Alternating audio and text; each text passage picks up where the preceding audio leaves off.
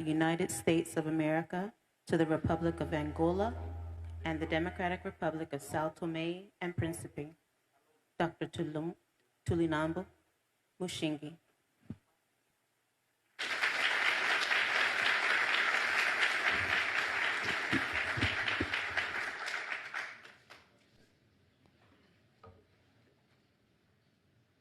Excellency Ms. Carolina Cerquera, President, I guess it's in English, President of the National Assembly, Excellency Laurinda Cardozo, President of the Constitutional Court, Minister of State, General Furtado, Minister of State Adaon Almeida, Minister of State Dalva Ringote Allen, members of the Angolan government, distinguished guests, and all protocol observed, ladies and gentlemen, senhoras e senhores, good afternoon, boa tarde, and welcome to this event. Thank you, Angola's National Historical Archive and Director Constance de Seita for hosting us in this beautiful facility for this historic occasion. This year, thank you.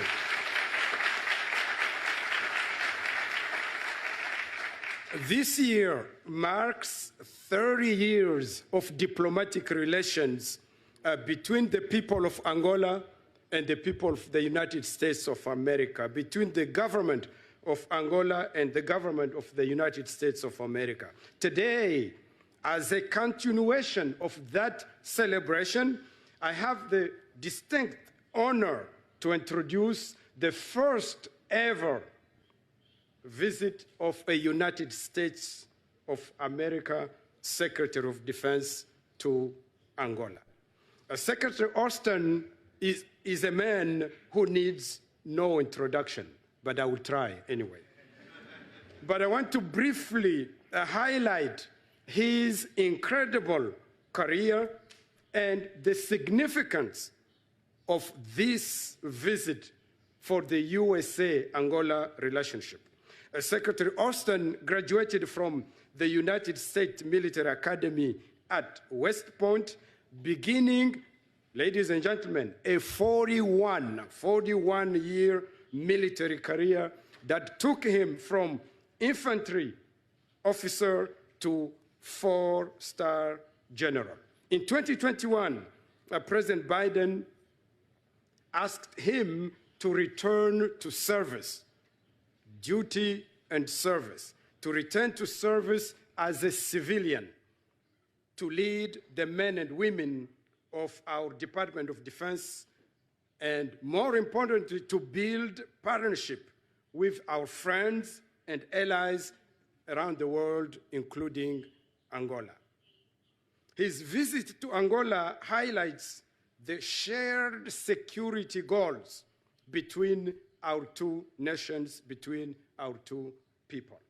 It also reflects the growth of our partnership with increasing numbers of Angolan service members studying alongside their U.S. counterparts and training shoulder to shoulder in exercises, whether here in Angola, whether in the United States of America, whether anywhere else in the world. This historic visit, ladies and gentlemen, of Secretary Austin, our nation's highest defense official, is a testament of the importance Angola holds for the United States of America and our commitment to deepen our strategic partnership to ensure security and prosperity to the people of Angola, Africa, and the United States of America. So, ladies and gentlemen, put your hands together and silence your phones. Put your hands together and help me welcome to the podium United States Secretary of Defense Lloyd J. Austin III.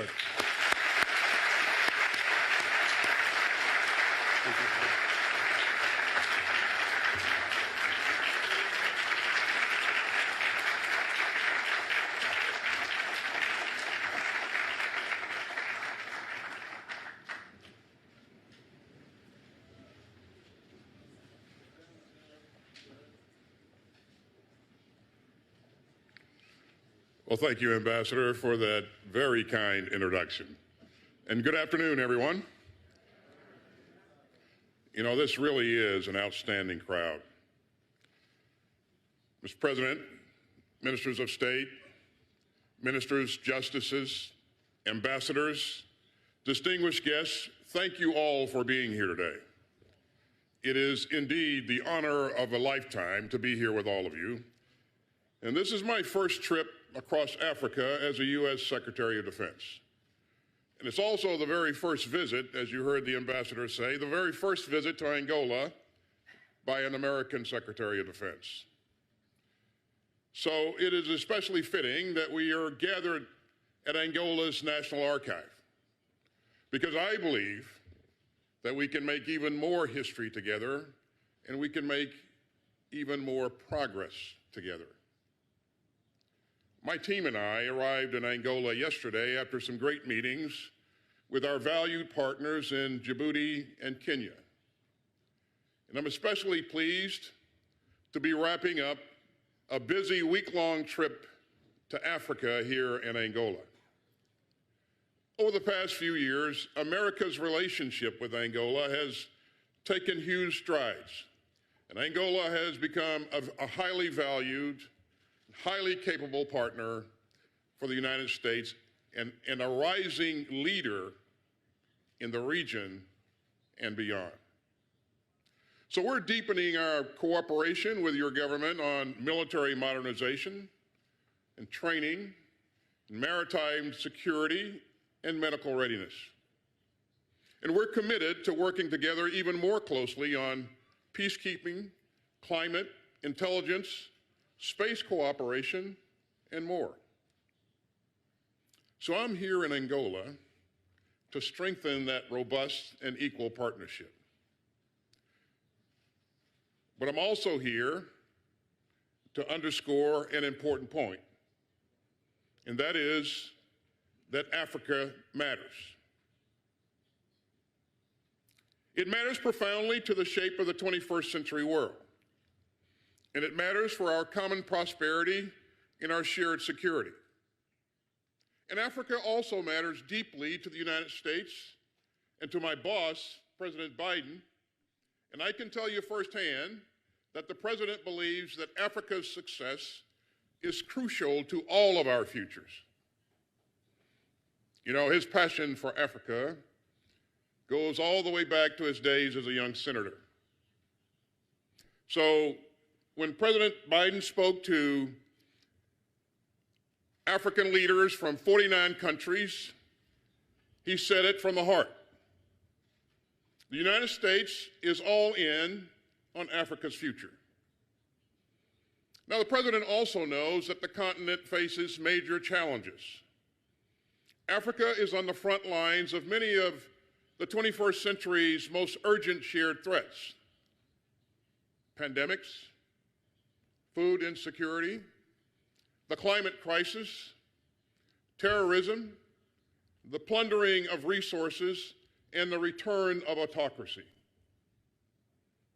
But as I've seen firsthand this week, some inspiring, very inspiring African leaders and activists and change makers are on those front lines as well. And they're confronting a whole range of big challenges head on. I'm thinking today of a young Angolan named Boasia Fernando. And I think Boasia is here with us today.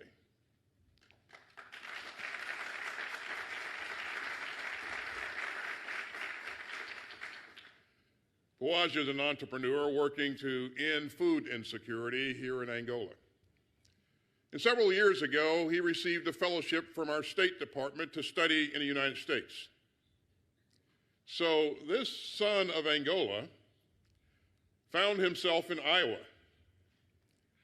And Iowa is a state where the average low temperature in January is around -9 degrees Celsius. But Iowa is also a major producer of corn, a crop that's in high demand here in Angola. And Mr. Fernando realized that he could use his skills and the relationships that he had built in Iowa to connect American farmers with Angolan consumers and bring corn from Iowa to the shores of Angola. And that's great for both of our countries. In fact, he was so inspired by his time in Iowa that he's now working to adapt the agricultural business models that he saw there in Iowa to grow Angola's own food stocks. Now that's a story of drive and partnership. So let's give Boaz a hand.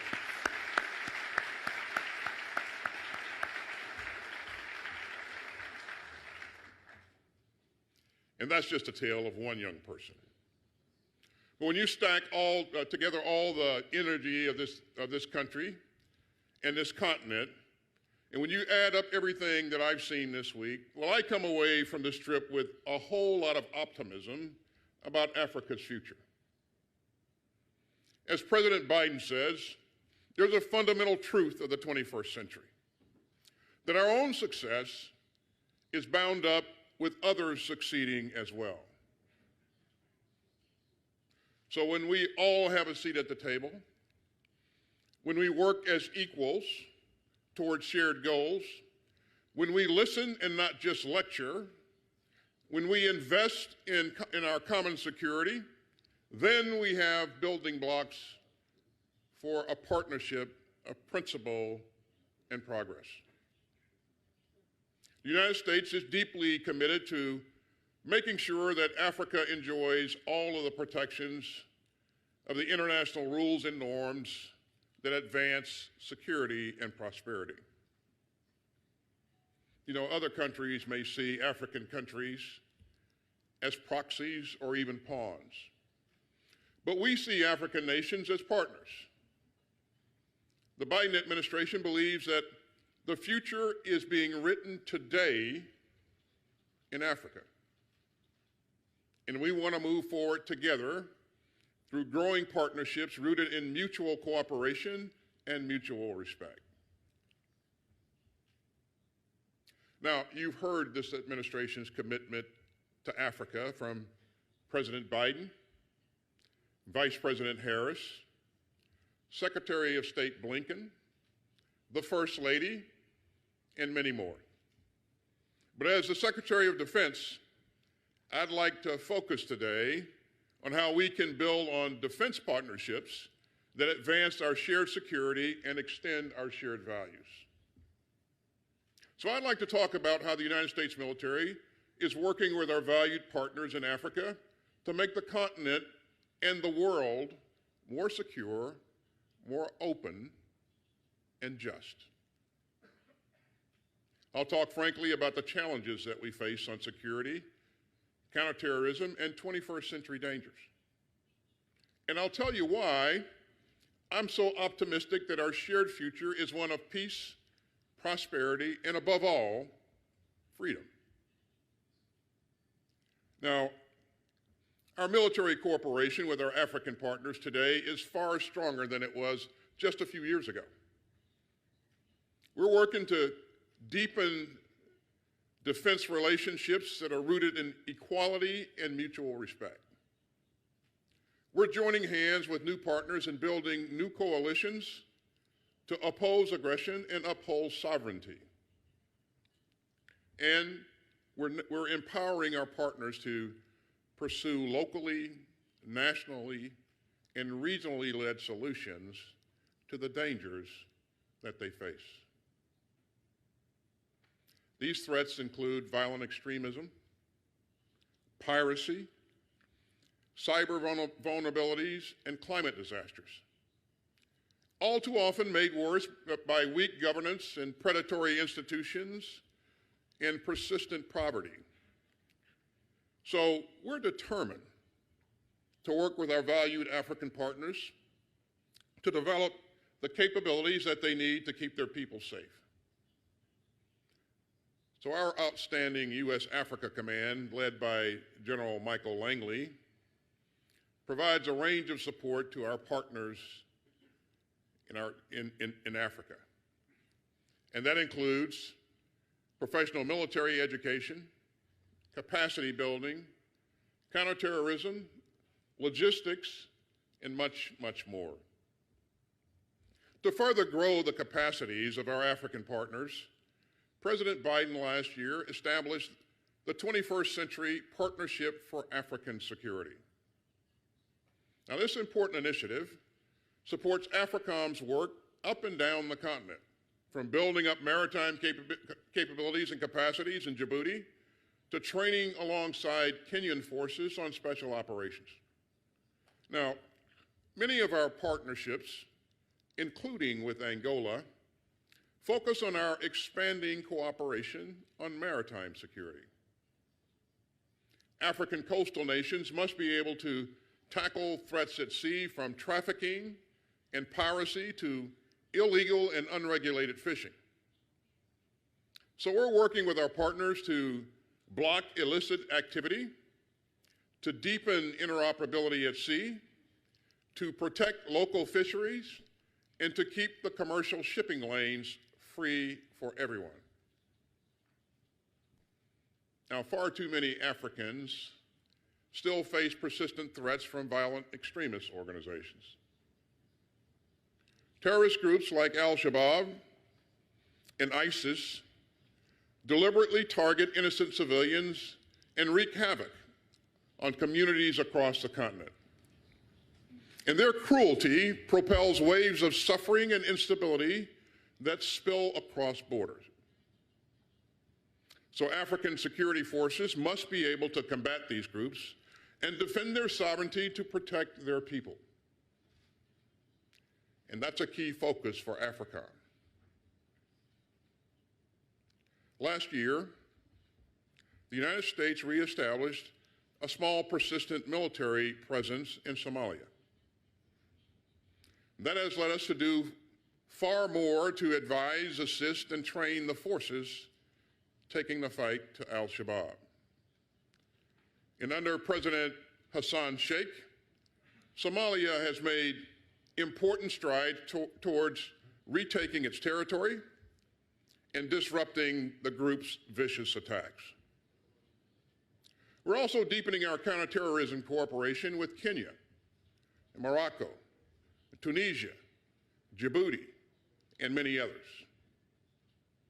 And the United States is helping our friends in Africa to build strong institutions and to tackle the long-term forces that breed extremism. But we also take a broader view of security.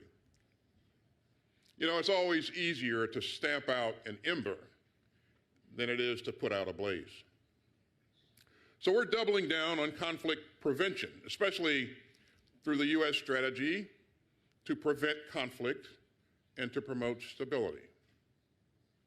We're working with 7 African partners to find creative ways to prevent conflict before it starts and to invest in locally led solutions to buttress lasting peace. One of our key partners here is Mozambique, whose president I just hosted at the Pentagon last week. 4 years ago, the Maputo peace accords sought to end the years-long surge in violence. And since then, nearly all former combatants have been demobilized. And Mozambique is working to get former fighters integrated into promising new lives. Now, that work is far from finished, but it is an inspiring example of how a country can move from a fragile ceasefire toward lasting stability. Now, an important part of our peace and security work is bringing more women to the table. Women and girls often suffer disproportionately from war and conflict.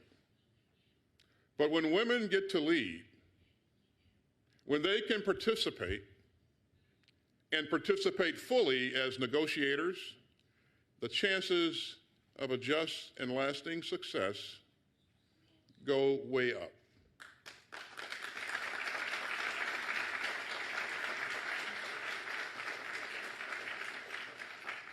And so that's why Angola hosted an important conference on women, peace, and security in March. Now, we're also working more closely with our African partners on several emerging threats. And like the rest of the world, life in African countries is increasingly online. So we've been working together to deepen cybersecurity for our friends, as well as expanding cyber information sharing to help African countries fight the digital malice of outside misinformation and disinformation. We're also cooperating more closely in space. Last year, at the first U.S. Africa Space Forum, we committed to working together on the peaceful use and exploration of outer space. And I am delighted that Nigeria and Rwanda recently signed the Artemis Accords, which lay out principles to guide space exploration. And these principles are shared principles. And we look forward to doing much, much more with our African partners in this important domain. We're also brought together by the ongoing battle against infectious disease. So we're redoubling our efforts on pandemic response and medical readiness. You know, COVID-19 taught the whole world a stark lesson. And that lesson is that a threat to global health anywhere is a threat to security everywhere. So I am proud that the United States delivered some, I think, 200 million vaccines, COVID vaccines to sub-Saharan Africa, including nearly 11 million to the people of Angola. And during the first months of the COVID pandemic, the Department of Defense provided medical equipment and assistance to our partners here in Angola, and we're very, very proud of that, along with the work that we did throughout the rest of Africa.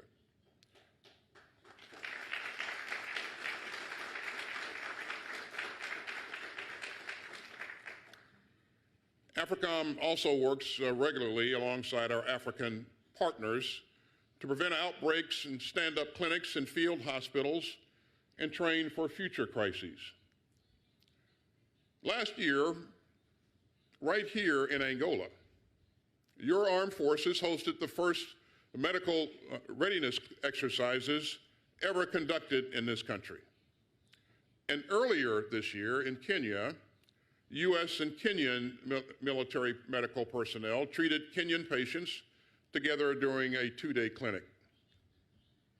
You know, one of our medics, one young American medic, recalled learning from his Kenyan counterpart a vital new technique for caring for expectant mothers.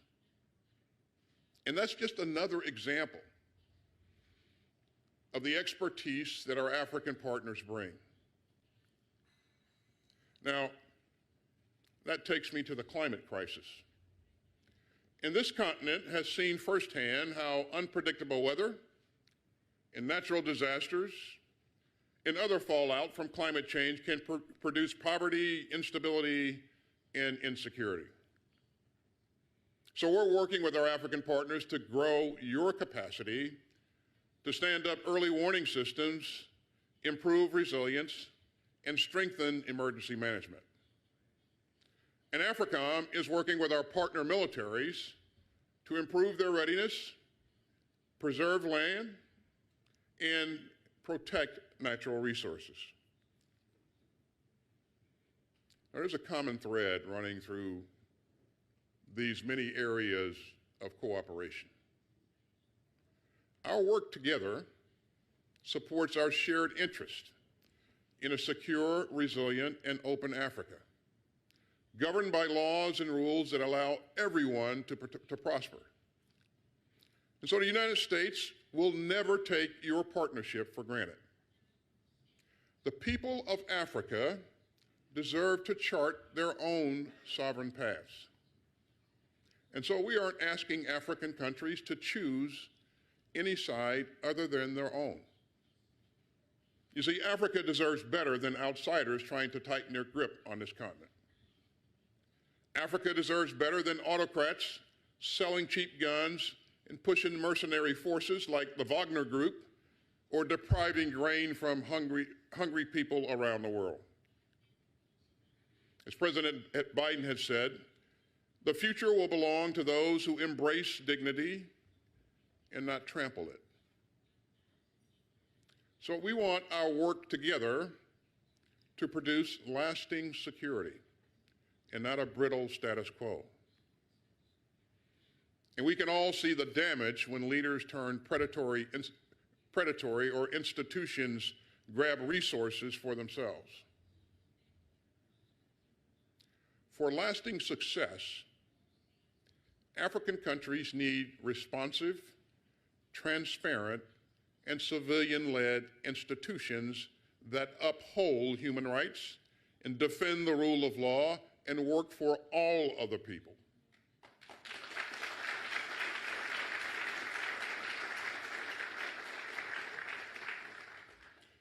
And Africa needs civilian leaders who keep faith with their citizens and heed their voices. As President Obama said in Ghana in 2009, Africa doesn't need strong men, it needs strong institutions. So the United States is committed to supporting whole-of-government policies that advance peace, security, and democratic governance together. And those elements are inseparable. And that's especially important at this moment of profound challenge for democracy in Africa. Across the continent, we've seen autocrats undermine free and fair elections and block peaceful transitions of power. Now, as some of you may know, and you heard the ambassador say, I had a brief 41-year career in a U.S. Army uniform. And every day of those 41 years taught me the importance of civilian control of the military. So let me be blunt. When generals overturn the will of the people and put their own ambitions above the rule of law, security suffers and democracy dies.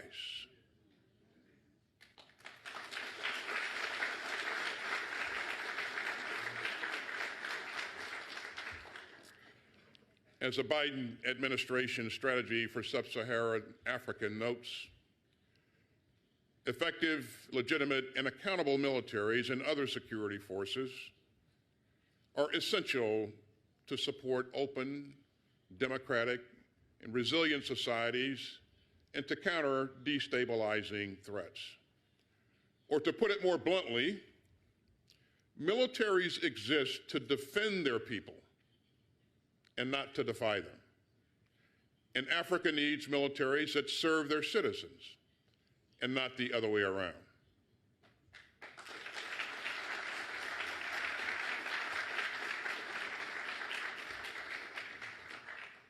And that will remain a core principle of America's engagement with our African partners. So we will continue to invest in professional civilian-led militaries. We will work together to deepen the norms against toppling democratic governments, and we will be candid with our partners when their security institutions fall short of those universal standards. You know, this isn't easy, but it is the best and shortest path to lasting peace and prosperity. It is the path that millions of men and women across this continent have freely chosen. And the United States is proud to stand with all those who seek free, open, and democratic governments in Africa.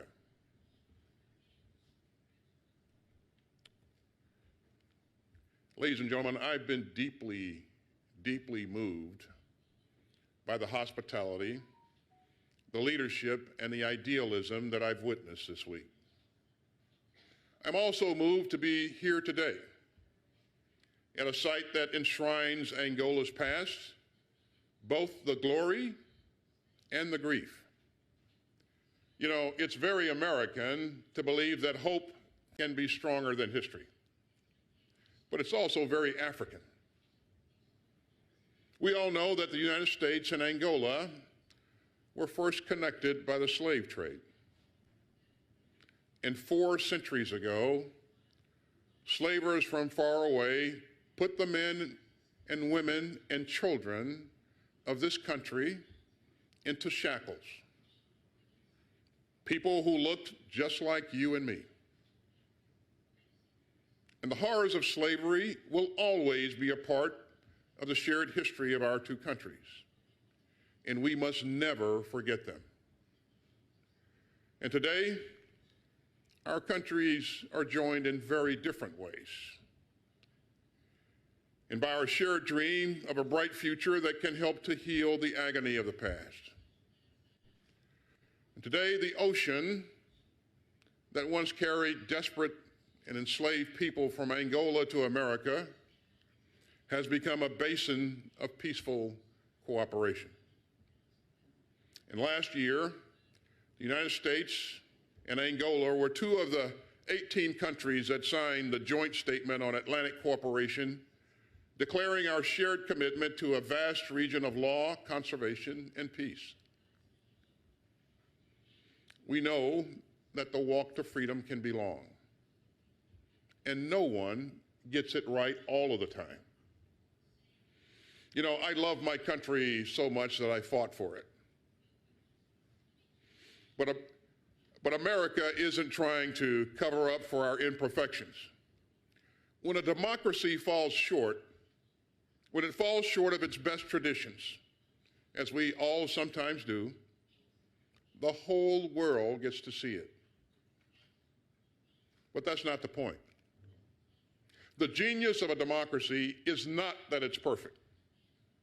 The genius of a democracy is that it can always open up space for it to let its citizens strive to live the universal values of freedom and self-government and human rights. And the genius of a democracy is that it is always a work in progress. And that's personal for me.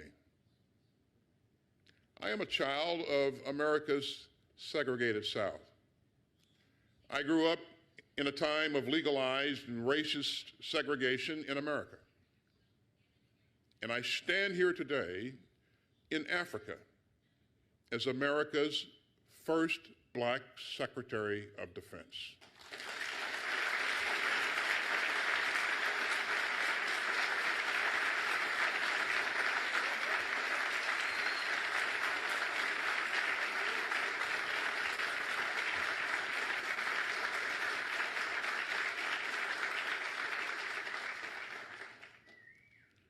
So I believe with all my soul in the progress that we can make together. I've seen institutions move from discrimination to democracy. I've seen leaders learn powerful lessons from the tragic past. And I've seen democracy become a mighty engine for its own renewal. Now, my story is not your story. And my country's journey is not your country's journey. But I believe to my core that our dreams are shared and our futures are linked. In 1966, one of my heroes, Robert F. Kennedy, traveled to Cape Town, some 2,000 miles south of here. And he said, "Nations, like men, often march to the beat of different drummers. And the precise solutions of the United States can neither be dictated nor transplanted to others.